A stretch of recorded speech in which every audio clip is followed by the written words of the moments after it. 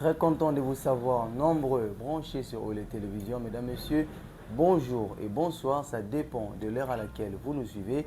Et bienvenue à ce présent numéro de votre émission Opinion publique. Opinion publique, c'est l'émission qui vous donne l'accès de donner votre avis, de donner votre point de vue sur un sujet d'actualité, sur un fait de société. Pour ce numéro, nous allons parler de la rentrée scolaire 2023-2024. Dans ce cadre, nous allons revenir sur les dispositions prises par le ministre de l'enseignement primaire, secondaire et technique, EPST en sigle, monsieur le professeur Tony Mwabakazadi. Je ne serai pas seul, vous le savez, nous recevons pour vous sur ce plateau de OLE Télévision un expert en orientation et inadaptation scolaire, M. Jean-Pierre Tissabantou Yamba, que nous saluons déjà. M. Jean-Pierre, bonjour. Merci Yannick, bonjour. Quel est votre mot d'ouverture? Que dites-vous aux téléspectateurs, aux multiples internautes qui nous suivent en ce net moment? Je voudrais commencer par féliciter votre hospitalité. Je crois que ça fait longtemps qu'on ne s'est pas vu. La dernière fois que j'étais avec vous ici, c'est lorsque je présentais mon livre Procès contre la société congolaise, contre la jeunesse congolaise plutôt. Et je salue les auditeurs de notre chaîne de télé, surtout les amoureux de cette émission. Je voudrais aussi, avec votre autorisation, saisir de l'occasion pour remercier tous ceux qui m'ont aussi félicité au terme de l'émission de la fois passée et leur dire que les félicitations seules ne suffisent pas.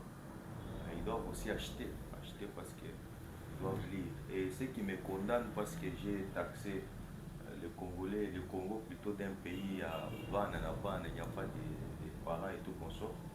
Nous n'avons pas les excuses à leur présenter, mais je voudrais simplement dire que moi je fais de la psychologie de profondeur mon cheval de bataille. Tout comportement que le Congolais affiche, manifeste, a une interprétation dans mon domaine et c'est tout ce que je fais. J'ai atteint l'objectif. Pour moi, c'était celui de révolter, hein. Comme ils se sentent révoltés, je crois qu'ils peuvent déclencher le processus vers le changement. Merci beaucoup, M. Jean-Pierre Tissabantou Yamba.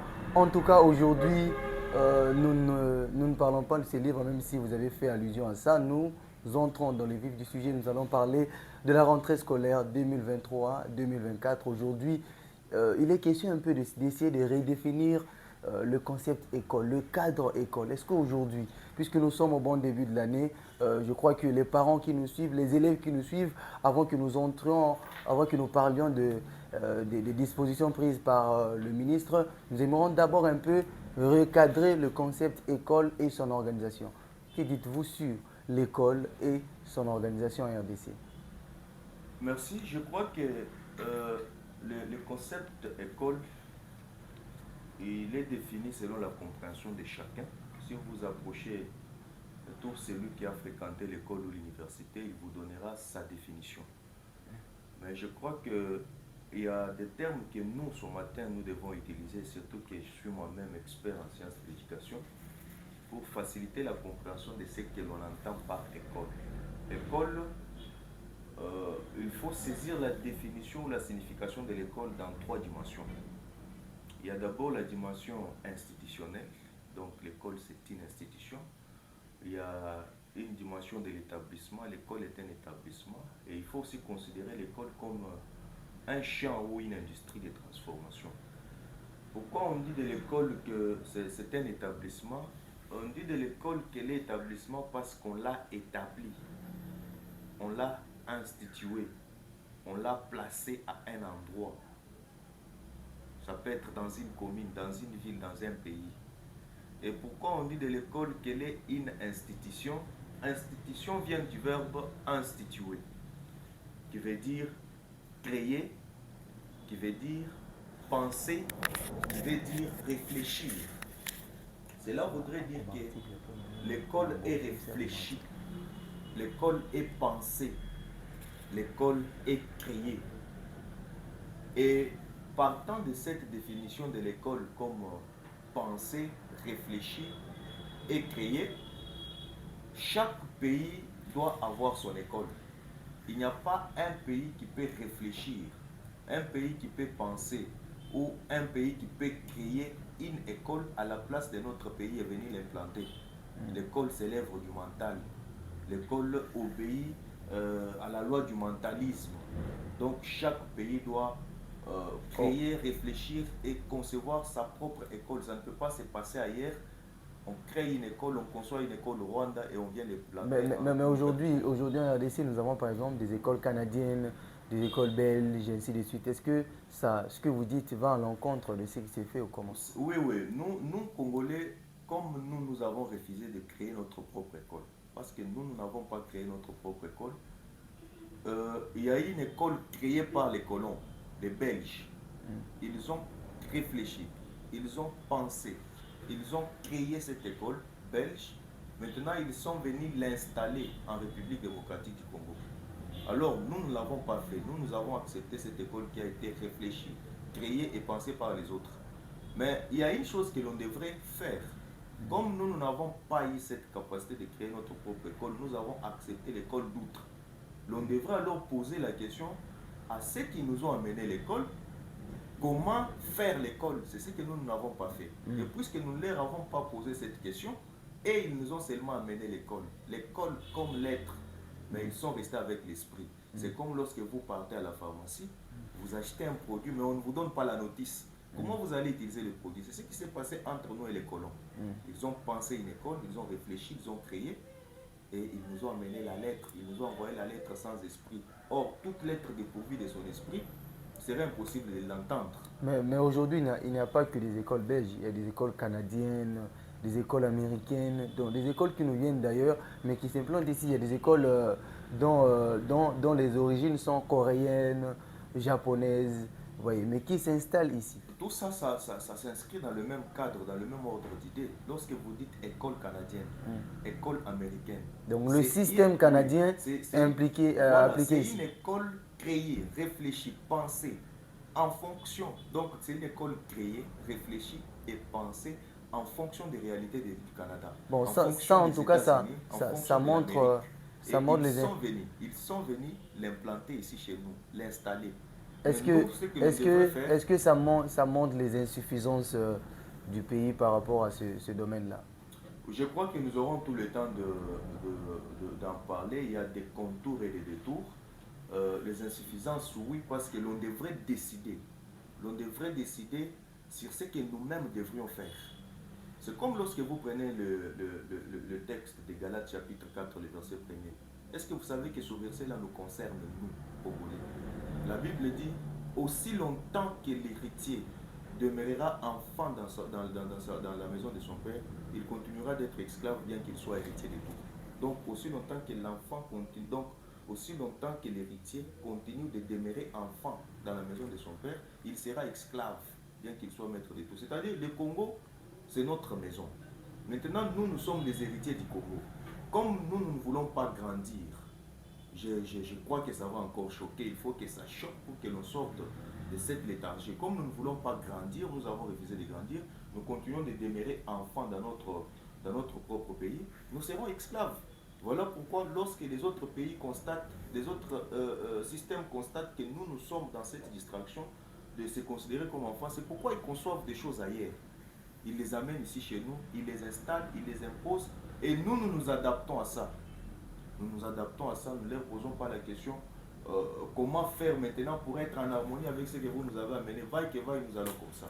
Donc, la troisième dimension qui peut nous permettre plutôt de saisir ce que c'est l'école, c'est une dimension industrielle, ou soit le champ. Et je crois que c'est cette dimension qui va beaucoup plus nous concerner, surtout que nous allons encore parler du test.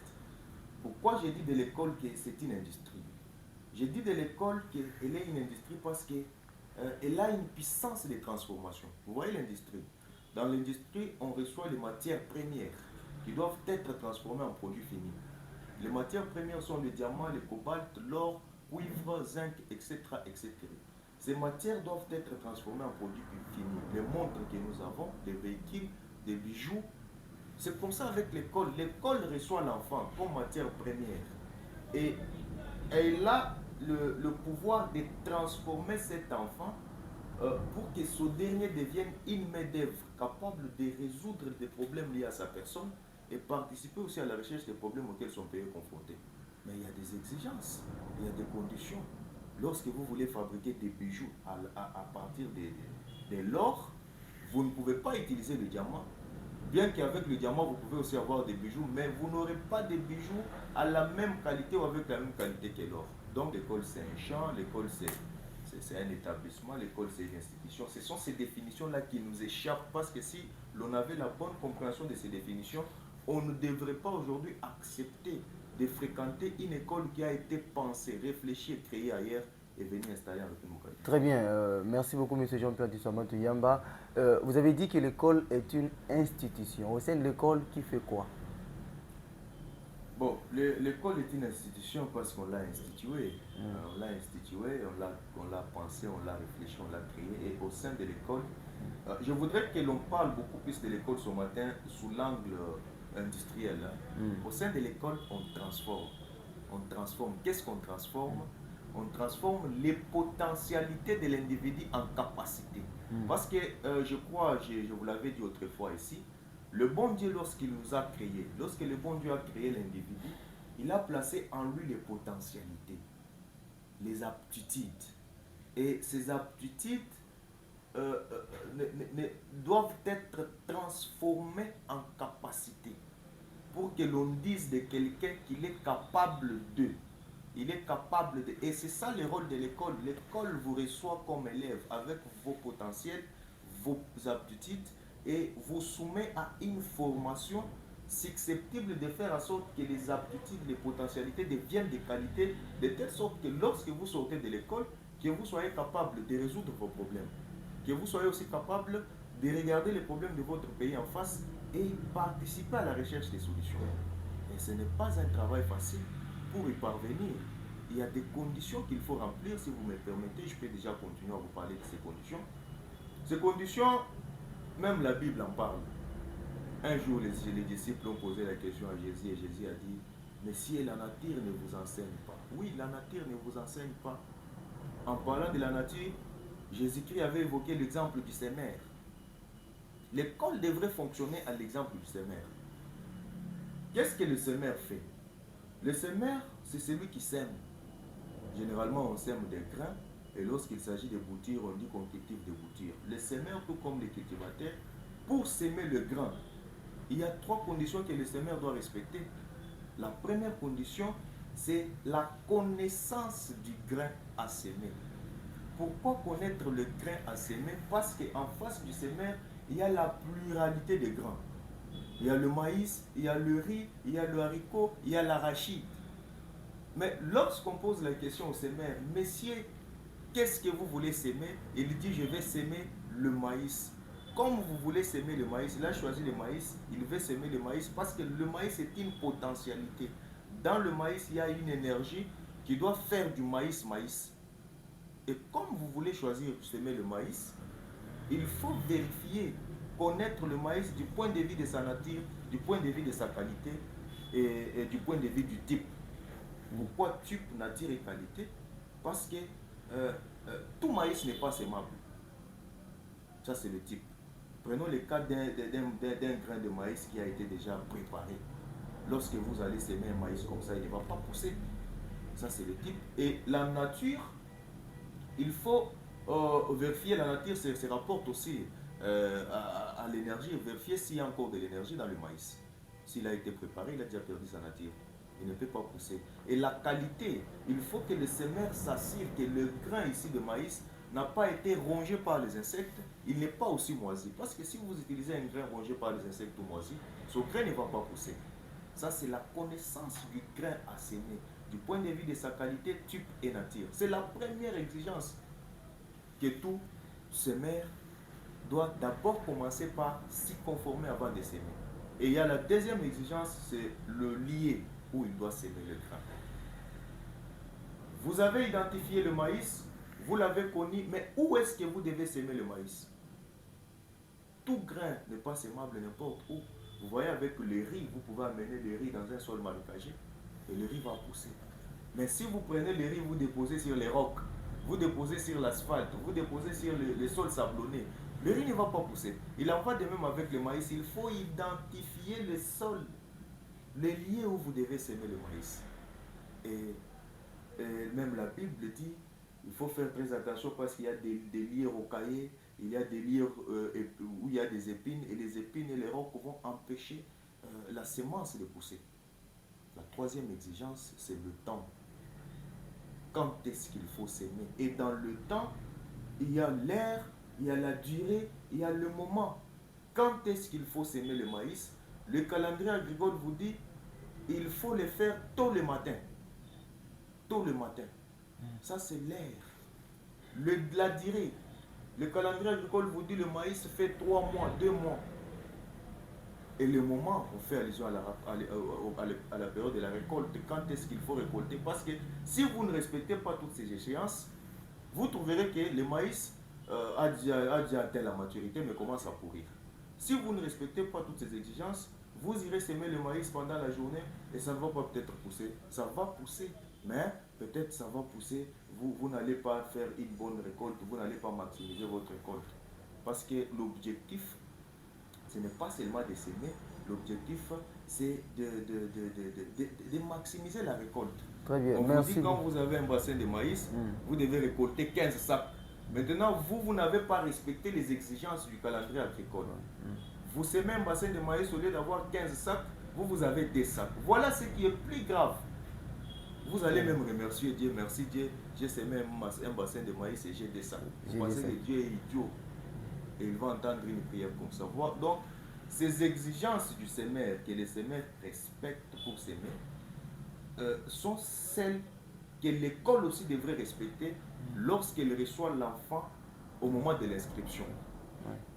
Justement, par rapport à ça, je crois que la rentrée scolaire prévue le lundi, pour le lundi 4 septembre 2023, le ministre de l'enseignement primaire, secondaire et technique, Tony Mwaba, avait pris des dispositions pratiques qui doivent accompagner cette rentrée écolière. Parmi ces dispositions, il y a notamment la suppression du test d'admission pour les nouveaux élèves. À ce sujet, je crois que M. Jean-Pierre Tissobanto Yamba a été contre, je crois. Si vous suivez OLNews.net, il y a un article dans lequel il a réagi directement. M. Jean-Pierre, pourquoi êtes-vous contre la décision du ministre, une décision relative à la suppression du test d'admission?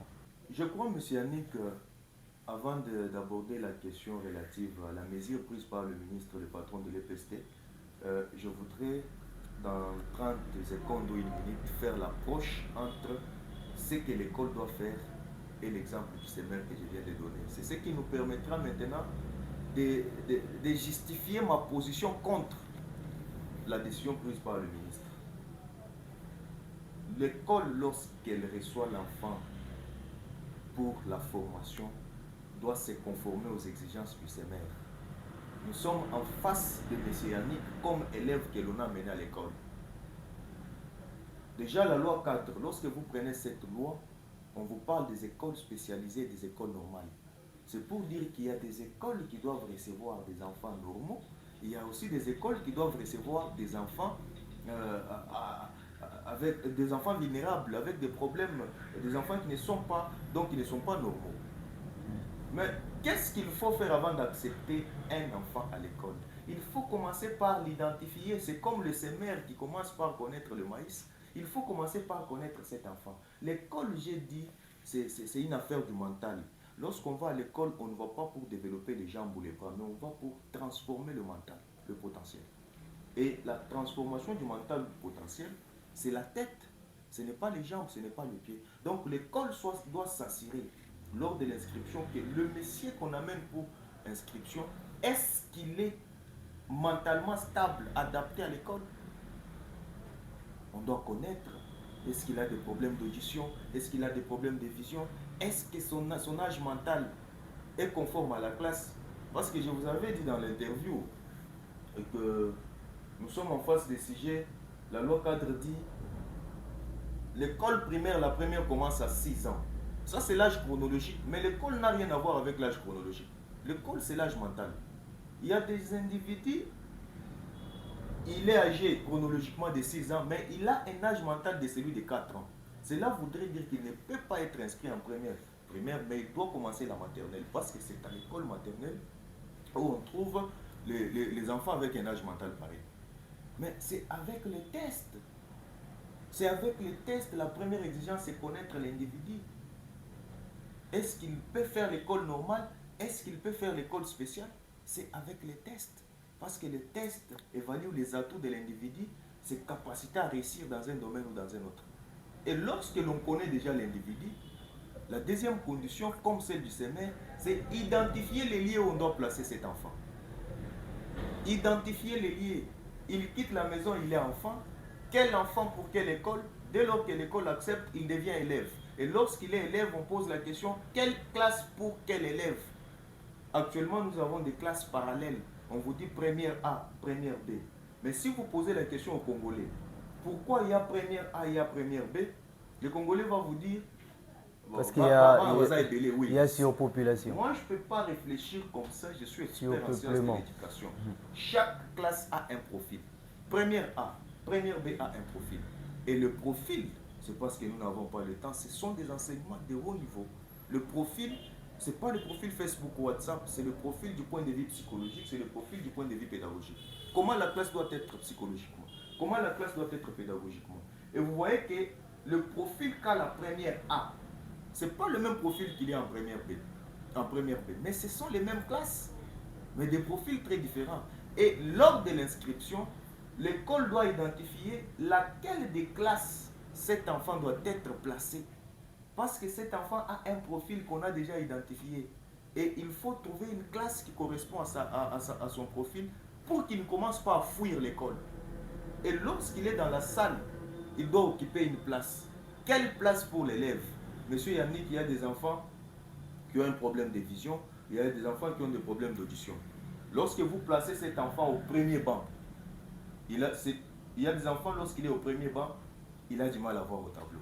Mais lorsqu'il est au fond, il voit facilement. Il y a les autres, lorsqu'ils sont au fond, ils ont du mal à voir. Mais lorsqu'ils sont au premier banc, ils voient facilement. Il y a les autres, lorsqu'ils sont devant, ils écoutent avec difficulté. Mais donc, l'école doit connaître tout ça, de telle sorte que lorsqu'on dit que l'enfant doit être en première A et non en première B, maintenant que vous avez dit qu'il doit être en première A et non en première B, où est-ce qu'il doit s'asseoir dans une salle de classe? Tout ça fait partie de la connaissance de l'individu et du lieu où il faut le placer. Maintenant qu'il est dans la salle, il cesse d'être élève, il devient apprenant. Apprenant, c'est le participe présent du verbe apprendre. Il y a des processus. Et il doit être en face d'un enseignant, il doit faciliter son apprentissage parce que l'école doit élever l'enfant. Il faut que l'on cesse de considérer l'école comme un lieu où nous devons partir, fréquenter, voir. Parce que l'école implantée au Congo aujourd'hui, si vous me permettez de vous le dire, a réussi à faire de l'enfant congolais un écolier et non un élève ni un apprenant. C'est-à-dire quoi? Écolier, c'est celui qui fréquente l'école. Il va à l'école, il rentre. Il va à l'école, il rentre. Hein? Écolier. Et en lingala, on dit moi, on est classe. Mais ce n'est pas ça l'objectif pour lequel l'école a été créée. L'école a été créée pour faire de l'enfant élève soit apprenant. Élève, il faut l'élever pour qu'il devienne celui qui doit servir la société. D'un niveau à un autre. Oui, mais lorsqu'il faut faire ça, il faut qu'il soit en face d'un enseignant. Oui, c'est justement, je vous parlais, au début, je vous ai posé une question sur l'école étant une institution. Il y a qui fait quoi, oui. Voyez, nous parlons bien sûr de la personne qu'on doit transformer, mais qui doit transformer cette personne-là? Le niveau de la personne qui doit transformer, bien évidemment, cette personne. Je vous donne le processus. J'ai dit quand il vient de la maison, il est enfant, et on pose la question, quelle école pour quel enfant? Parce que lorsqu'on pose la question, quelle école pour quel enfant, c'est pour identifier si Yannick doit être dans une école spécialisée, spéciale, ou soit qu'il doit être dans une école normale. Et ça se fait à l'inscription.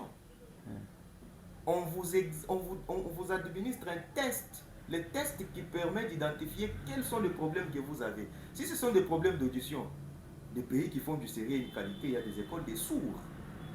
Si ce sont des problèmes de vision, des pays qui font du sérieux et une qualité, il y a des écoles des aveugles. Et ce sont là ce que la loi cadre appelle à l'article 7 les écoles spéciales.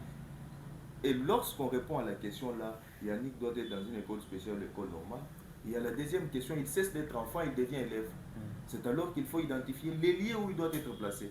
Bon, justement par rapport à ça, mais est-ce que cette décision du ministre a donc a donc biaisé, a entravé les lois et les règles pédagogiques. La décision là ne nous profite pas. Je chute avec ce que je disais pour dire que lorsqu'il est dans la salle, l'enfant devient apprenant, il doit être en face d'un enseignant. Et l'enseignant qui se révèle bon en première B ne peut pas l'être en première A. Parce que l'enseignant aussi a un profil. Le recrutement doit se faire sur base d'un profil. Ce n'est pas ce qui se fait en République démocratique du Congo. Au Congo, dans le recrutement, on ne tient pas compte de tout ça. Or, le processus explique qu'il faut commencer par faire le job description du poste à occuper. Quelles sont les exigences? Et vérifier à l'aide des tests, est-ce que l'individu a des exigences qui correspondent au poste qu'il faut engager. Mais ça ne se passe pas comme ça au Congo. L'engagement au Congo se fait en fonction de la taille. On regarde, enseignant Olaza Moulaï. Bon, comme lui est géant, il faut tout ça en 6e. Là, il y a des tétis. Enseignant Olaza Moukoussé. Moukoussé, côté la première primaire, bon, ce n'est pas ça. Ce n'est pas ça. Il faut poser la question, qu'est-ce que vous avez comme exigence? Quelles sont les exigences de la classe? Et qu'est-ce que l'enseignant comme profil? L'enseignant bon en première A ne peut pas l'être en première B. Celui qui est bon en première B ne peut pas l'être en première B. Mais ce sont les mêmes classes. Je vous donne un exemple. Vous voyez, lorsqu'on vous dit à l'école primaire là, que votre enseignant n'est pas venu, et vous êtes obligé d'aller dans la classe parallèle. Il y a des élèves qui fouillent, non? Moi, psychologue, je comprends que l'élève a compris que plus il ne peut pas s'adapter dans une autre classe. Première difficulté. Deuxième difficulté, quand il est dans cette salle, il sera en face d'un enseignant qu'il ne connaît pas, qui n'est pas aussi adapté à l'enfant. Voilà pourquoi il fouille. Maintenant, les mécaniciens vont frapper l'enfant. Pourquoi la une classe? Moi, je comprends ça. La troisième exigence, dès lors qu'il est dans la salle et qu'il doit apprendre, le temps. Je vous ai dit que à quelle heure vous devez semer le maïs. Le calendrier agricole prévoit ça. Le temps. Dans le temps, il y a l'heure, il y a la durée, il y a le moment. Combien de temps cet enfant doit étudier? À quelle heure la classe doit commencer? Et à quel moment? Chez nous, si on vous pose la question, le cours commence à quelle heure? On vous dit, le Congolais vous dit c'est à 7h30. Bon, pourquoi à 7h30 le Congolais va dire, bon, partout ils allaient à Bongo, aux États-Unis c'est à 7h30, au Congo c'est à 7h30. Mais vous là, nous ne pouvons pas réfléchir en fonction de notre climat à quelle heure nous devons commencer le cours.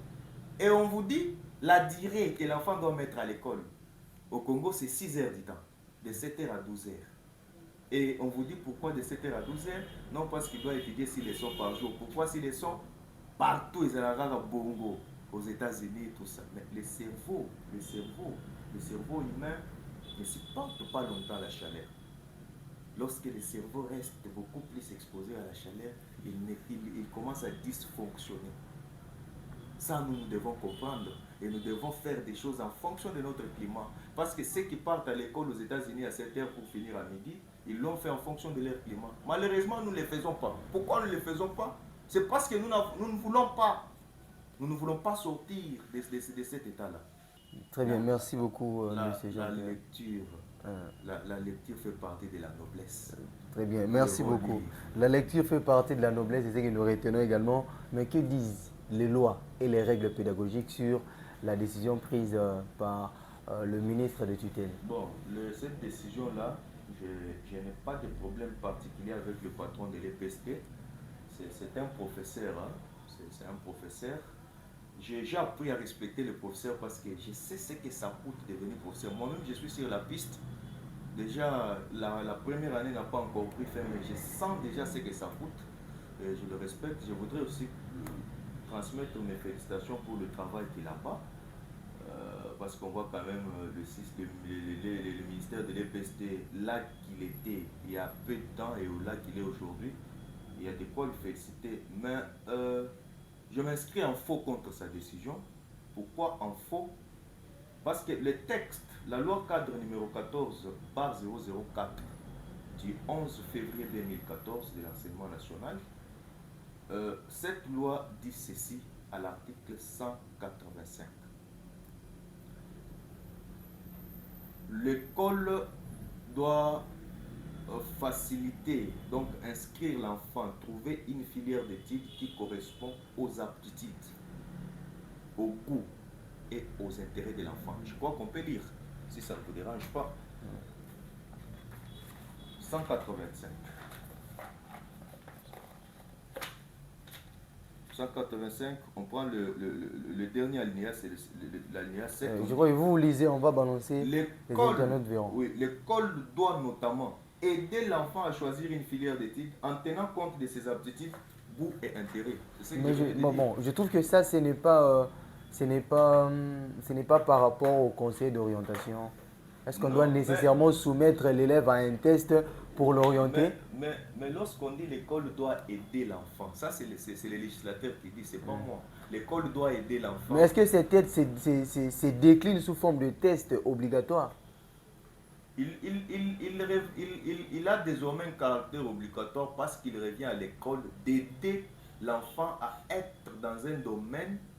Hein? Le domaine ici, il faut réviser d'abord cette loi.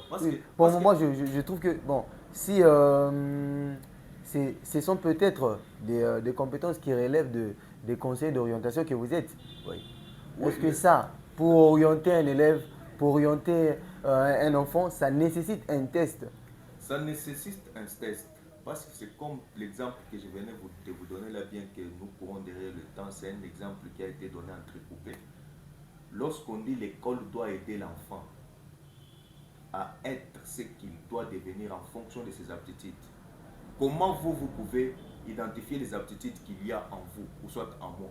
Mais vous n'êtes pas indien. Les conseils d'orientation le font peut-être avec des interviews en aidant à comprendre l'enfant. Mais les interviews là, ce n'est qu'une partie. C'est tout un processus. Il faut des batteries de tests pour y parvenir. Donc c'est-à-dire tout ça doit partir de l'inscription. Lorsque le ministre vous dit, écoutez, pas question de test d'admission. C'est comme qui dirais-je, désormais nous aurons dans une école normale, même les élèves qui devraient être dans des écoles spéciales. Mais on passera par un conseil d'orientation, on va orienter l'enfant. Le travail du conseiller, c'est celui-là. Dès lors que le travail vient d'être abrogé parce que c'est le premier escalier du travail du conseiller. C'est-à-dire en réalité, la loi selon vous devrait être modifiée pour instituer obligatoirement le test. La loi devrait être modifiée parce qu'il institue le test, mais il l'a pas dit elle ne l'a pas dit ouvertement dans des termes très clairs. Il faut appeler des constitutionnalistes et les experts en sciences d'éducation comme nous pour vous faire comprendre que le seul élément qui peut vous permettre d'identifier les aptitudes, les goûts et intérêts, c'est le test. Mais dès lors que le test, le ministre a dit, est civil, pas de test d'admission. Donc à ce sujet, la décision du ministre n'est pas allée à l'encontre des lois. Elle est allée à l'encontre. Moi, je peux aujourd'hui, si j'ai la possibilité même d'aller en conférence de presse avec lui, lui poser la question de me dire s'il a refusé le test, par quel autre moyen l'école va identifier les aptitudes qu'a l'élève. Parce que l'école, c'est comme le semeur. Le semeur doit connaître les grains. L'école doit connaître les grains. Monsieur Jean-Pierre, là c'est la réalité. Oui. Mais le texte a dit aider et non soumettre l'enfant à un test. Nous allons aider comment? Mais il y a plusieurs manières d'aider l'enfant. Celui qui doit aider, c'est un spécialiste. Et vous êtes en face d'un spécialiste. Mais c'est pourquoi au début, je vous disais que dans l'école, c'est une institution, il y a qui fait quoi? Il y a tout un conseil d'orientation dans une école qui va aider l'enfant à s'orienter. J'ai dit, celui qui doit aider, ce n'est pas un enseignant, moi encore un directeur. C'est vrai que l'enseignant et le directeur sont les acteurs. Mais l'acteur qui doit faire son travail à l'école, c'est le conseiller. Et vous êtes en face d'un conseiller qui vous dit, le seul moyen qu'il faut mettre en place pour connaître les aptitudes, les goûts et les intérêts, c'est le test. Mais le ministre a dit, écoutez, pas question de test. Est-ce que vous savez ce qu'il a fait d'abord? Il nous a engagés sur... D'abord, il nous a engagés sur un grand danger. Une piste à danger. Parce que désormais, nous aurons dans ces écoles les enfants qui devraient être dans des écoles spéciales parce qu'ils ont des problèmes d'audition et de vision. Ces enfants-là sont directement dans les écoles normales. Et vous voyez ce que ça fait. Donc, le ministre a violé la loi. Très bien, merci. Cette loi est violée. Moi, je crois qu'il doit se ressaisir. Se ressaisir, c'est un enseignant que je respecte beaucoup. Mais moi je trouve qu'en tout cas, il n'y a pas eu le mot test à l'intérieur de la loi cadre obligeant le test obligatoire. Vous ne comprendrez pas. Non, il y a la phrase a un caractère obligatoire. Lorsqu'on dit l'école doit, c'est de l'obligation. Mais comment l'école doit procéder pour identifier les aptitudes? C'est avec les tests. Et lui a dit, et puis c'est un juriste, pas n'importe quel juriste, mais un professeur en droit qui piétine cette disposition de la loi. Et nous sommes à l'aise Il nous a envoyé nous autres au chômage. Je pense que c'est le travail du conseil d'orientation à l'école. Quand il a dit pas question de test, c'est que moi je deviens désormais chômeur. Merci beaucoup, M. Jean-Pierre Tissoavant Touyamba. Mais il y avait un point, un aspect que vous n'avez peut-être pas soulevé. Aujourd'hui, il y a les écoles, les élèves étudiants à Cheva. Ils n'étudient pas dans une seule école du début jusqu'à la fin de leur cycle. Il y en a qui changent d'école à tout moment et qui peuvent quitter d'une école à une autre. Même si l'élève a échoué dans l'école d'où il vient, l'élève peut aller s'inscrire ailleurs et prendre place. Voyez. Mais aujourd'hui, en annulant le test comme vous l'avez dit, quelles seront les retombées? Par exemple, d'un élève qui était moins brillant ailleurs, qui peut-être a échoué, mais qui vient dans une autre école, dans une nouvelle école, sans pour autant passer des tests et entrer directement, commencer à apprendre. Trouvez le temps d'explorer et d'exploiter l'exemple du semeur que je vous ai donné en introduction. Ouais. Si vous voyez l'enfant afficher ou adopter pareil comportement attitude, c'est qu'il n'était pas placé à un endroit où il devrait être. C'est comme quand vous prenez le grain de maïs, au lieu de s'aimer le grain sur un sable, un sol qui doit faciliter la croissance, à ce que le maïs devienne maïs, vous allez placer sur les rocs, les épines, l'asphalte. Vous pensez que le maïs va pousser?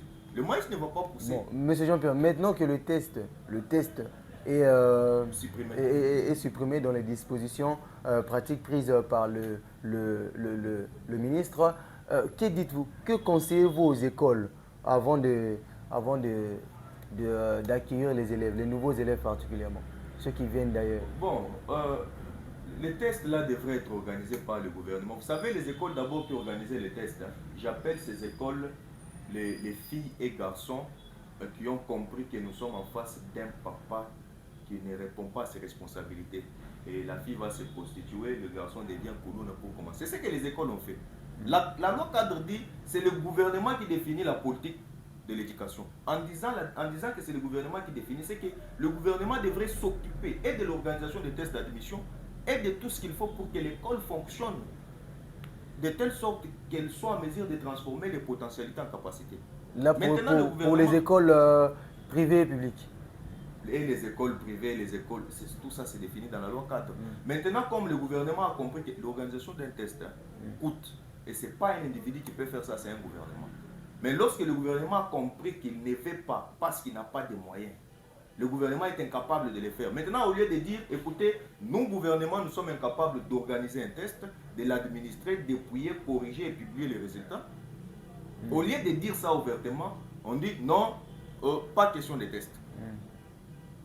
La seule proposition que moi je peux faire aux écoles aujourd'hui, c'est je ne voudrais pas engager les écoles sur cette piste d'aller à l'encontre avec le gouvernement. Il y a des écoles qui le font jusque-là. Bon, je ne voudrais pas aussi soutenir, je voudrais assez que l'on redéfinisse seulement l'école.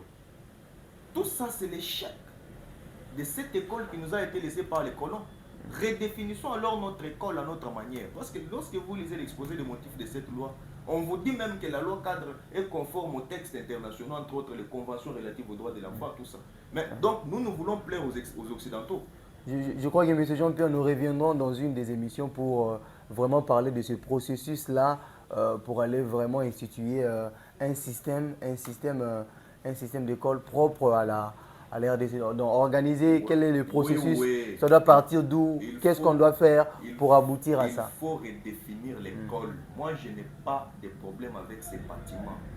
Ce sont des bons bâtiments déjà, mais j'ai des problèmes. L'école doit fonctionner comme une terre qui transforme le grain, comme une industrie qui transforme la matière première.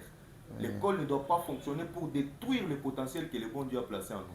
Merci beaucoup, M. Jean-Pierre. Nous allons souligner qu'à part la suppression du test pour les nouveaux venus, il y a d'autres dispositions qui ont été prises, notamment la gratuité de l'inscription, l'interdiction de l'exclusion de l'élève pour des raisons d'appartenance ethnique, sociale, religieuse, et également on n'a pas obligé les acomptes. Il y a beaucoup de choses qui ont été instituées également, la liberté des fournitures scolaires, ainsi de suite. Il y a beaucoup de dispositions qui ont été prises par le ministre pour le bon fonctionnement du secteur éducatif en République démocratique du Congo. Monsieur Jean-Pierre, nous sommes... Qui dirait c'est fini, il n'y aura plus encore importance des conseils d'orientation. Au moment où nous nous battons jour et nuit, dans des conférences, dans des séminaires pour porter haut la voix du conseil d'orientation en expliquant son importance, mais lui se réveille d'un grand matin, il prend une décision de cette nature. Merci beaucoup, monsieur Jean-Pierre Tusabantu Yamba. Nous sommes à la fin de cette émission, votre émission, Opinion publique avec Yann Kibaka. Nous sommes là sur OLE Télévision. Mesdames, messieurs, abonnez-vous massivement sur OLE TV et rejoignez-nous sur toutes nos plateformes sociales pour ne rien rater de l'actualité.